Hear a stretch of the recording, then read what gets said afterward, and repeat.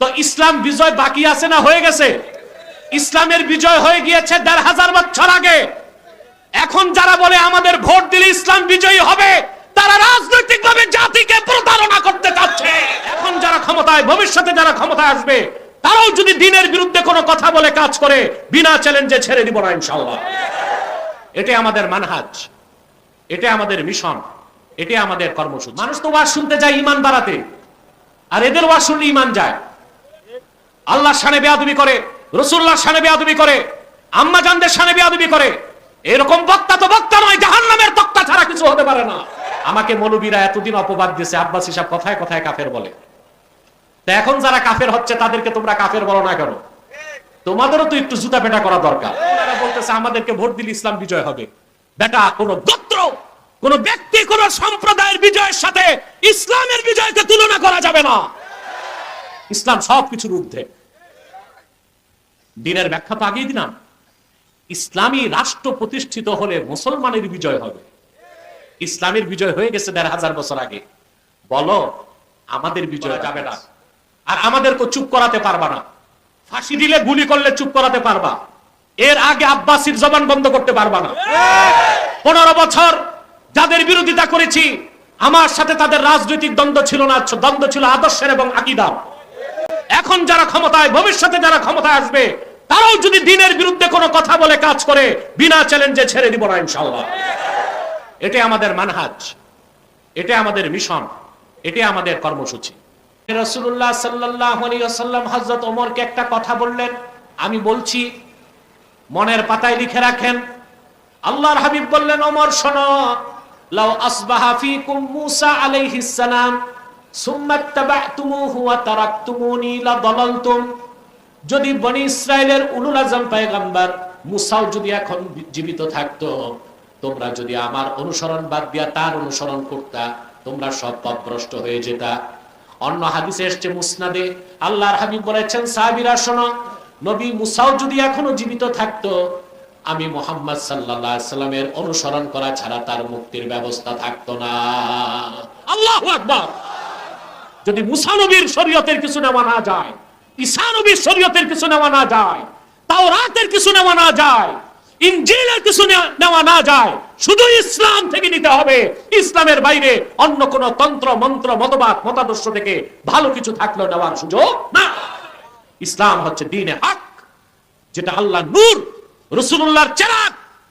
১৫০০ বছর আগে আল্লাহ দ্বীন ইসলামকে পরিপূর্ণ করে দিয়েছেন। সম্মানিত সুধী, বিগত দুদিন আজকে নিয়ে আপনারা বক্তব্য শুনে আসছেন, আলহামদুলিল্লাহ। আপনারা এখানে এসেছেন, আসার পেছনে পার্থিব, জাগতিক, আর্থিক, রাজনৈতিক কোনো স্বার্থ নাই, আছে? আমরা এসেছি গিজায়ে রূহ, আত্মার খোরাক নিতে, ঠিক না? মুহাক্কিকগণ বলেন, আম্মাল গিজাউ ফাহুয়া নাওআন। খাদ্য দুই প্রকার। কয় প্রকার? গিজাউন তাকুমু বিহিল আবদান, এক প্রকার খাদ্য যা গ্রহণ করলে দেহ ঠিক থাকে, ঠিক না? আরেক প্রকার গিজাউন তাকুমু বিহিল আরওয়াহ, আরেক প্রকার খোরাক যা গ্রহণ করলে রুহুটা জিন্দা থাকে। আল্লাহ রাব্বুল আলামিন মানুষের দেহ তৈরি করেছেন মাটির সারনির্যাস থেকে, সেজন্যে এই দেহের যত খাদ্য সব মাটি থেকে আসে, আর রুহুটা এসেছে আকাশ থেকে, রুহের খোরাকটাও এসেছে আসমান থেকে, আল্লাহর কাছ থেকেই। সুবহানাল্লাহ। এখানে আমরা বসেছি গিজায়ে রূহ, রুহের খোরাক নিতে, ঠিক না? এতে আমরা খুশি না বেজার? খুশি না বেজার? বেজার শুধু শয়তান, বেজার শুধু শয়তানের সব চেষ্টা ব্যর্থ। একটা বাকি আছে, মুনাজাতের আগে আপনাদের উঠানো যায় কিনা? একটু পরেই তো বিদায় মুনাজাত, কি বলেন? আমরা যে মুনাজাতে হাত তুলবো, দোয়া কবুল হবে না? আজকে আমরা তেলাওয়াত করেছি সূরা তাওবা থেকে দুটো আয়াত, 32 এবং 33। এই দুটো আয়াতকে কেন্দ্র করে নির্ভরযোগ্য মুফাসসির এবং মুহাদ্দিসগণের দৃষ্টিকোণ থেকে কিছু কথা আমরা শুনবো ইনশাআল্লাহ। বলুন আল্লাহুম্মা আমিন। আমরা সবাই একসাথে তেলাওয়াত করব, যেন প্রতিটি বাক্যে, প্রতিটি শব্দের, প্রতিটি অক্ষরের নূর আল্লাহ তাআলা আমাদের সিনায় বিকশিত করে দেন। পড়ুন। আউযু বিল্লাহি মিনাশ শাইতানির রাজীম। বিসমিল্লাহির রাহমানির রাহিম। يريدون أن يطفئوا نور الله بأفواههم ويأبى الله إلا أن يتم نوره ولو كره الكافرون هو الذي أرسل رسوله بالهدى ودين الحق ليظهره على الدين كله ولو كره المشركون অন্যত্র আল্লাহ রাব্বুল আলামিন বলেন আলিফ লাম রা কিতাবুন আনজালনাহু ইলাইকা লিতুখরিজান নাসা মিনাজ যুলুমাতি ইলান নূর। আলিফ লাম রা কিতাবুন আনজালনাহু ইলাইকা, আল্লাহ বলেন মুহাম্মদ সাল্লাল্লাহু আলাইহি ওয়াসাল্লাম, এই কিতাবে কোরআন আপনার উপর নাযিল করেছি লিতুখরিজান নাসা মিনাজ যুলুমাতি ইলান নূর, যেন গোটা মানব জাতিকে আপনি অন্ধকার সমূহের ভিতর থেকে একটা নূরের দিকে আনতে পারেন। সেই নূর হলো ইসলাম। ইসলামকে আল্লাহ রাব্বুল আলামিন শুধু নূর বলেন নাই, অন্যত্র বলেন ইউরিদুনা আন ইউতফিউ নূরাল্লাহি বিআফওয়াহিহিম ওয়াল্লাহু মুতিম্মু নূরিহি ওয়ালাউ কারিহাল কাফিরুন। কাফেরেরা চায়, মুশরিকেরা চায় তাদের কথা দিয়ে, উক্তি দিয়ে, ন্যারেটিভ দিয়ে, মুখের ফু দিয়ে আল্লাহর নূরকে নিভায় দিবে। তা কোনোদিন সম্ভব না। অবশ্যই আল্লাহ তার নূরকে পরিপূর্ণতা দান করবেন। মুহাম্মদ সাল্লাল্লাহু আলাইহি সাল্লামকে ১৫০০ বছর আগে প্রেরণ করে আল্লাহ দ্বীন ইসলামকে পরিপূর্ণ করে দিয়েছেন। কাফেরদের পক্ষে ইসলামের ক্ষতি করা সম্ভব হয় নাই, এখন পর্যন্ত কাফেরদের পক্ষে সম্ভব হয়নি, কিয়ামত তক সম্ভব হবে না। কারণ দ্বীন ইসলাম হচ্ছে আল্লাহর নূর, বলেন সুবহানাল্লাহ। কার নূর? অতএব মানব রচিত ধর্ম, মিথ্যাশ্রিত যত ধর্ম আছে পৃথিবীতে, রিজেক্টেড ধর্ম, মেয়াদ উত্তীর্ণ ধর্ম, মানব রচিত ধর্ম, মিথ্যাশ্রিত ধর্ম, কুসংস্কারাচ্ছন্ন ধর্ম, প্রথা সর্বস্ব ধর্ম, এই সব হচ্ছে জুলুমাত, অন্ধকার। একমাত্র আল্লাহ কর্তৃক প্রেরিত, রাসূলুল্লাহ কর্তৃক আনিত স্বীকৃত দ্বীন হচ্ছে দ্বীন ইসলাম, যেটা আল্লাহর নূর, চেরাগে মুহাম্মাদি। কিয়ামত তক কাফেররা দ্বীন ইসলামের নূরকে নিভাতে পারবে না, বলেন সুবহানাল্লাহ। পারবে? প্রিয় বন্ধুগণ, খুব মনোযোগ দিয়ে শোনেন। দ্বীন প্রচারে আল্লাহর পক্ষ থেকে একজন দুইজন নয়, লক্ষাধিক নবী রাসূল এসেছেন, ঠিক না? দ্বীনের মৌলিক দাওয়াত সবারটা এক ছিল। কি ছিল? শরীয়ত ভিন্ন ভিন্ন ছিল, শরীয়ত, কিন্তু দ্বীনের মূল দাওয়াত। আল্লামা মাহমুদ আলুসি রাহমাতুল্লাহি আলাইহি বিখ্যাত তাফসীর রুহুল মাআনিতে লেখেন, ইন্নালিদ-দ্বীনে সালাসাতা উসুল, দ্বীনের মূল ভিত্তি তিনটা। তার প্রথমটা হচ্ছে তাওহীদ, আল্লাহর একত্বের বিশ্বাস। দ্বিতীয়টা হচ্ছে ইবাদত।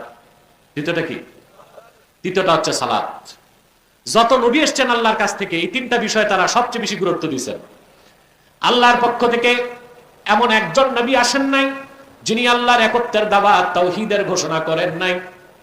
আল্লাহর পক্ষ থেকে এমন একজন পয়গম্বর আসেন নাই যিনি আল্লাহর ইবাদতের আহ্বান করেন নাই।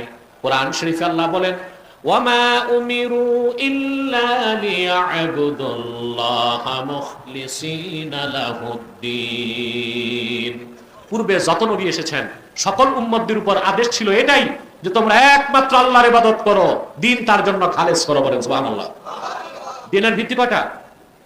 কথা বলে না। ইসলামের ভিত্তি কয়টা? 5টা। দ্বীনের ভিত্তি কয়টা? প্রথম হচ্ছে তাওহীদ। সমস্ত পয়গম্বর আল্লাহর একত্বের তাওহীদের দাওয়াত দিয়েছেন। প্রত্যেক পয়গম্বর আল্লাহর ইবাদতের পথে মানুষকে আহ্বান করেছেন। 3, সালাত। আল্লাহর পক্ষ থেকে এমন একজন নবী আসেন নাই যিনি নিজে নামাজ পড়েন নাই, নামাজ পড়তে বলেন নাই। সুবহানাল্লাহ। আজকে এই যে বাউল সম্প্রদায়, বাউল বাউল বাউল মানে ফাউল, এরা শরীয়ত বিশ্বাস করে না, তো যে শরীয়ত বিশ্বাস করলো না সে তো দিনকে বিশ্বাস করলো না। এই বাউলদেরকে মুসলমান বলা যায়?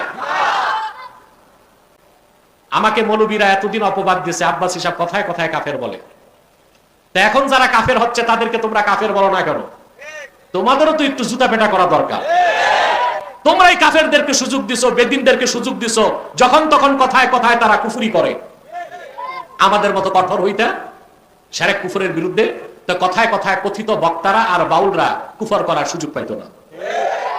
বাউলরাও কুফর করে, কিছু বক্তাও। বক্তা বক্তা মানে প্রবক্তা, সব স্কলার, সব মোটিভেশনাল স্পিচার, বুঝলে?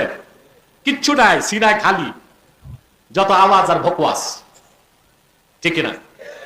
ওয়াজ করতে যে কুফর করে, এরকম বক্তা নাই বাংলাদেশে? মানুষ তো ওয়াজ শুনতে যায় ঈমান বাড়াতে, আর এদের ওয়াজ শুনলে ঈমান যায়। আল্লাহর শানে বেয়াদবি করে, রাসূলুল্লাহর শানে বেয়াদবি করে, আম্মা জানদের শানে বেয়াদবি করে। এরকম বক্তা তো বক্তা নয়, জাহান্নামের তক্তা ছাড়া কিছু হতে পারে না। বলা হয় মাথা ঠিক নাই। মাথা যে ঠিক নাই তো মঞ্চে কেন? এই তো পাবনা গারদে থাকবে। আজকে আমার দিনে মাহফিল ছিল পাবনা সুজানগর মাহফিল ছিল। এটা খুব দূরে মনে হয় না পাবনা, আমার যেতে লাগছে 35 মিনিট, আসতেও তাই 35 মিনিট। তা আমি জনগণকে জিজ্ঞেস করছি পাগলা গারদটা কোন দিক? হুজুর এই দিক। আচ্ছা, বক্তা যদি মাথা খারাপ হয় থাকবে কই, মঞ্চে না গারদে? ডাক্তার যদি মাথা খারাপ হয় রুগী বাঁচবে? বক্তার যদি মাথা খারাপ হয় ঈমান থাকবে?